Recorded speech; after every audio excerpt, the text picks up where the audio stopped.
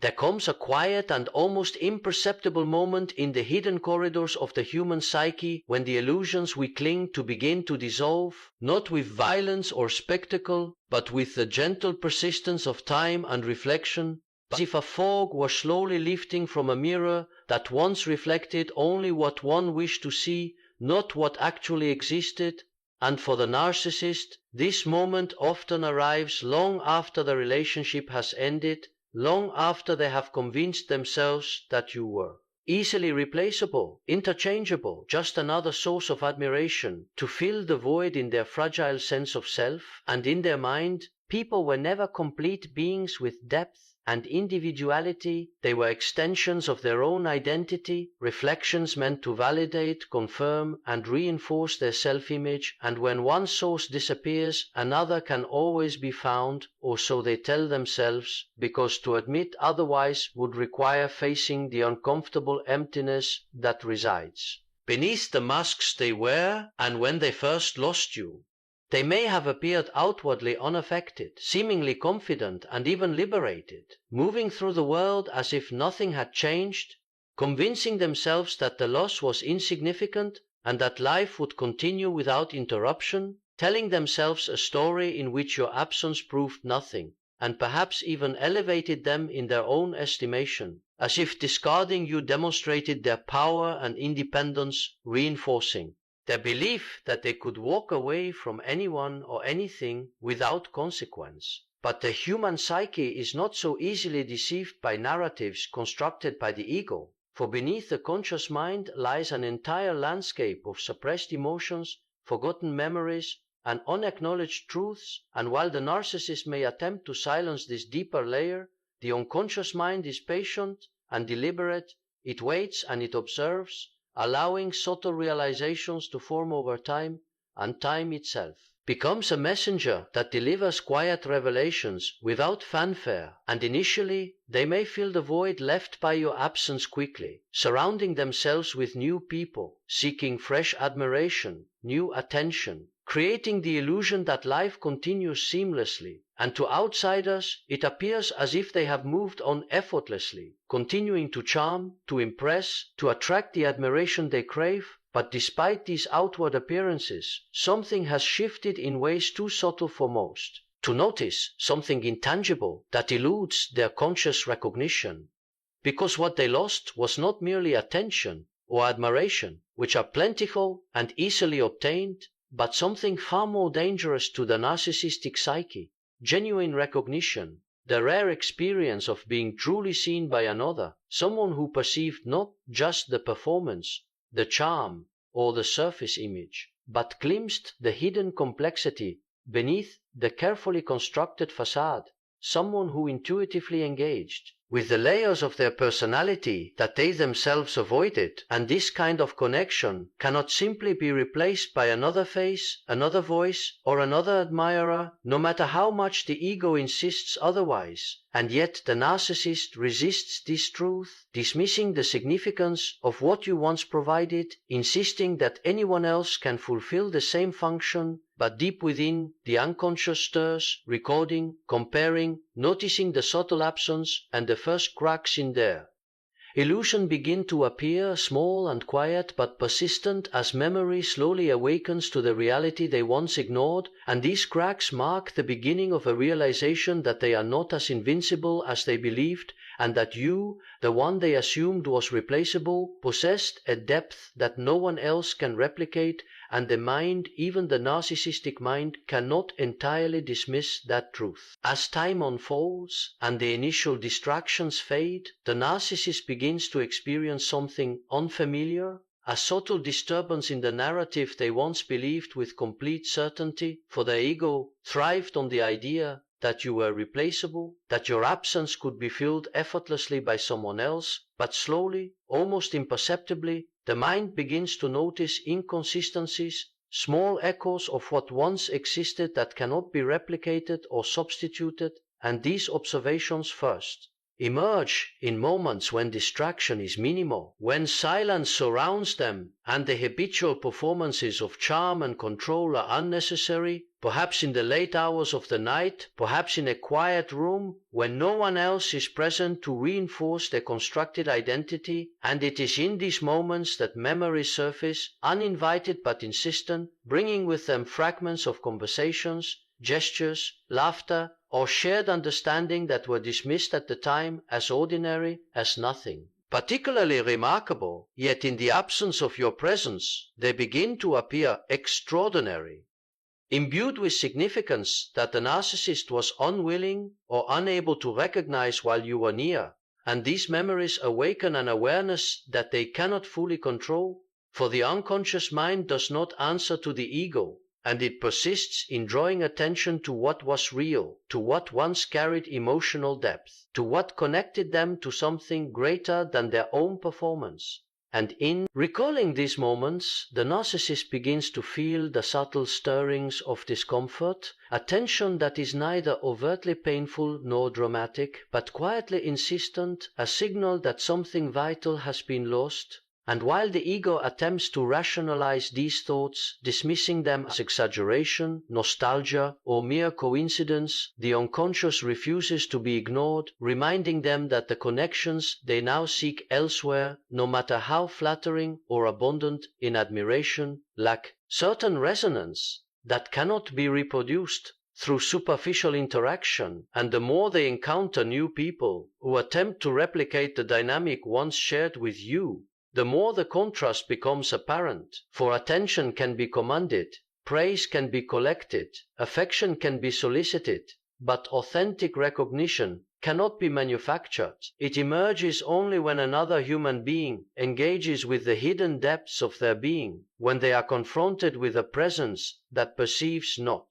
only the projected image, but also the unseen layers, the vulnerabilities, the subtleties that the narcissist cannot fully control, and this realization begins to form quietly in their mind, a slow and unsettling acknowledgement that the connection they once dismissed as replaceable was, in fact, rare and irreproducible. And with this acknowledgement comes an internal conflict, for to admit that someone was irreplaceable challenges the very foundations of their ego, which insists on power, control, and the ability to dictate the significance of relationships. And now the mind is faced with a paradox, for it must reconcile the awareness of loss with the habitual belief in superiority. It must confront the unsettling possibility that their patterns of discarding people were not expressions of strength, but defenses against the vulnerability they refuse to face, and this awareness, though still half hidden, begins to influence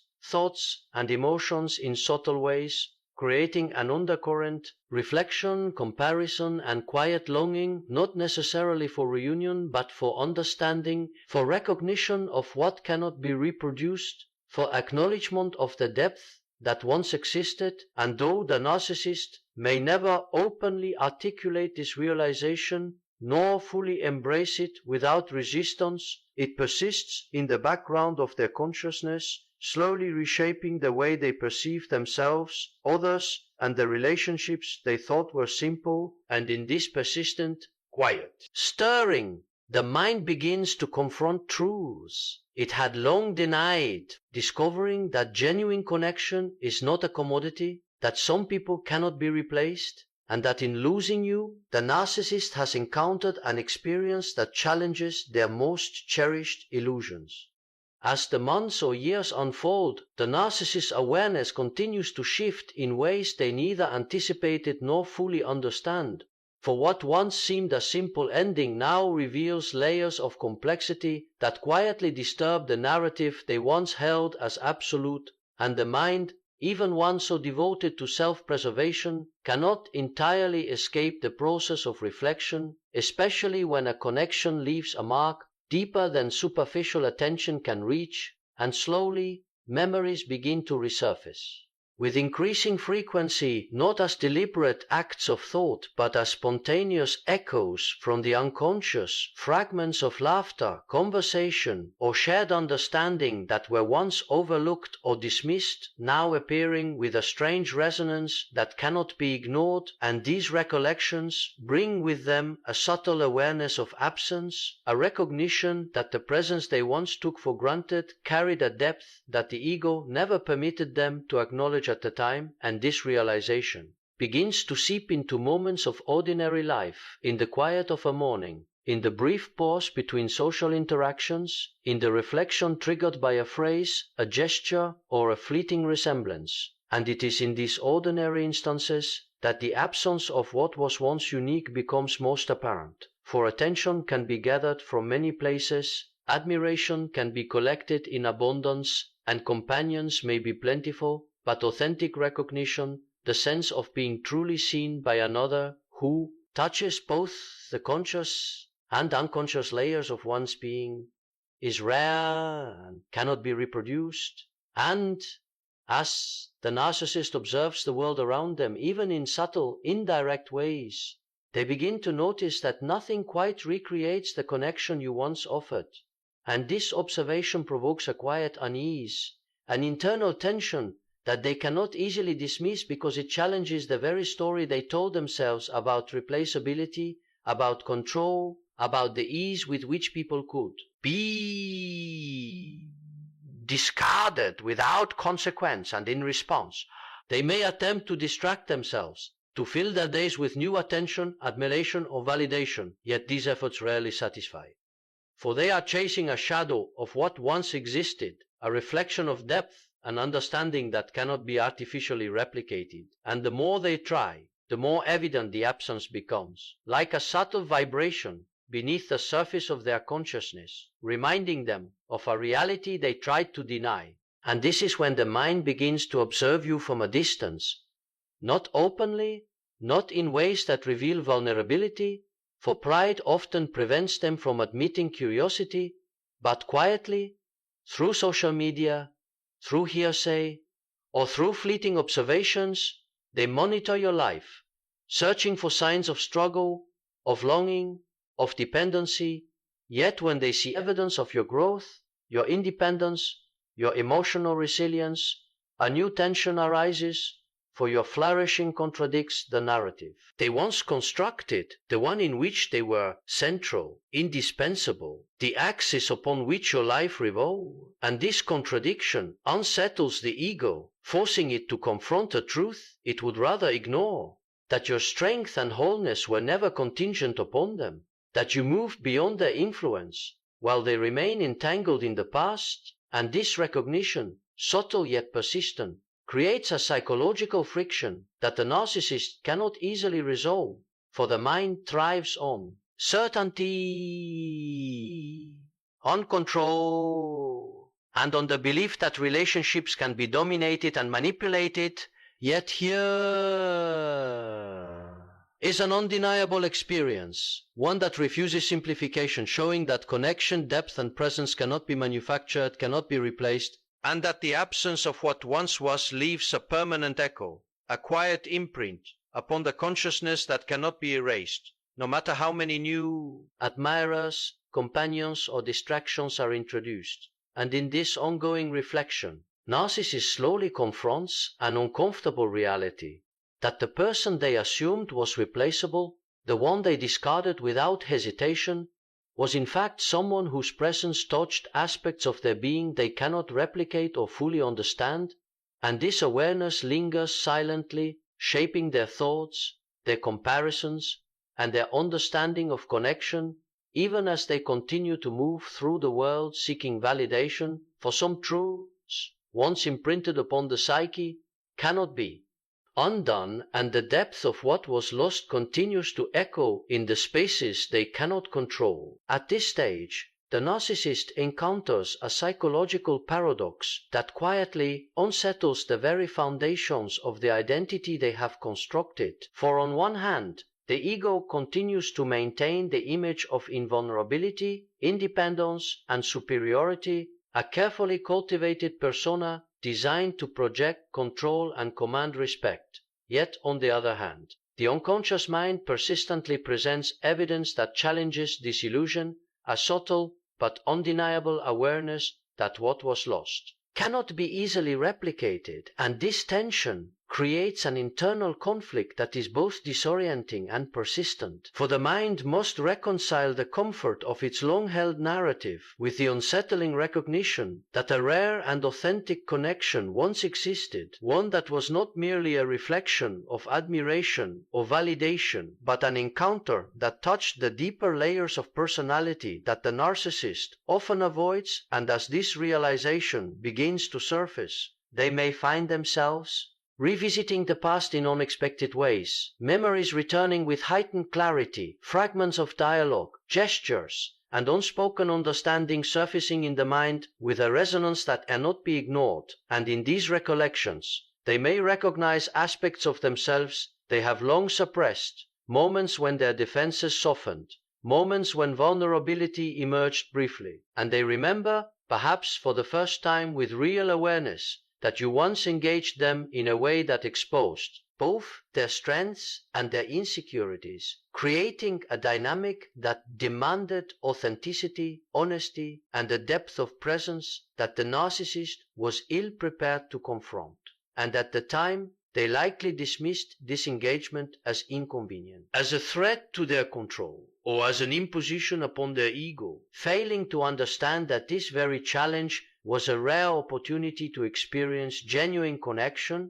yet memory, patient and persistent, now illuminates what the ego attempted to ignore, revealing the significance of what was once overlooked, and this illumination brings with it a subtle form of regret, not necessarily a longing to return to the relationship, but a quiet recognition that they misjudged the value of what you offered, that in discarding you, they forfeited an encounter that cannot be manufactured or replaced, and this awareness begins to influence their perception of subsequent relationships, comparisons arising unconsciously as they encounter new people, who, while superficially similar, fail to reproduce the depth and authenticity that you embodied, and this failure of replication introduces a sense of dissonance that the ego struggles to reconcile, for pride insists on the belief that others are replaceable, yet the evidence of experience contradicts this notion, forcing the mind to acknowledge a truth it cannot comfortably integrate,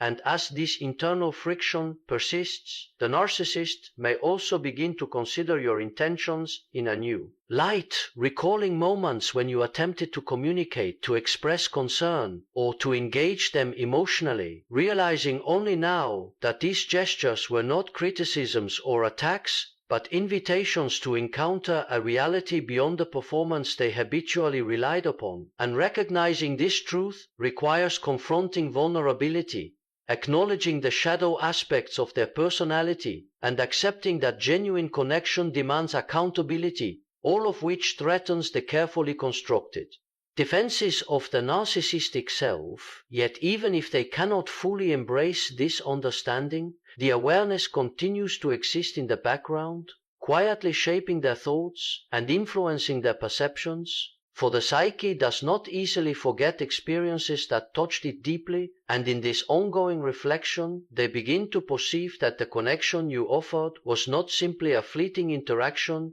or a source of superficial gratification, but a rare encounter that revealed both potential for authenticity and the limitations imposed by their own defenses. And this realization, subtle, persistent, and unavoidable, represents a confrontation with a truth that cannot be ignored. Some connections, once lost, cannot be replaced, and the impact of that loss lingers in ways that the narcissist may never fully articulate, yet cannot entirely escape.